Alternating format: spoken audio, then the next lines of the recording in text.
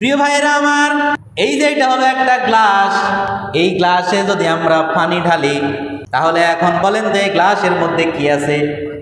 কথা বলেন, কি আছে? এখন আমি এই পানিগুলো খেয়ে ফেললাম, সব পানিগুলো শেষ হয়ে গেল। বলেন তো এখন গ্লাসে কোনো কিছু আছে কি নাই? আছে।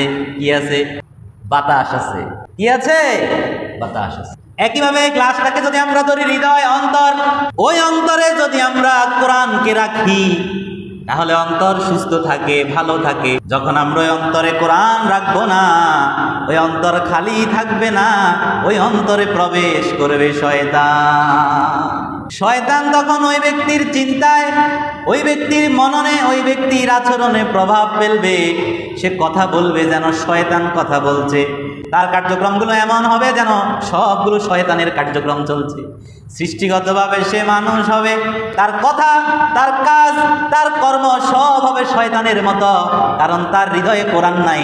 হৃদয়কে সে খালি রেখেছে, খালি রাখার কারণে ওখানে প্রবেশ করেছে শয়তান। আপনি পড়ে দেখবেন সূরা যুখরুফ 36 নং আয়াত, আল্লাহ রাব্বুল আলামিন নিজেই বলছেন, ওয়া মান ইয়াশু আন যিকরির রহমান, রহমানের জিকির থেকে যে বিমুখ থাকে, যে অন্ধের মতো আচরণ করে, আল্লাহ তার জন্য একটা শয়তানকে নিযুক্ত করে দেয়। যেখানে কোরআন নাই সেখানে শয়তান প্রবেশ করবে, এটাই স্বাভাবিক।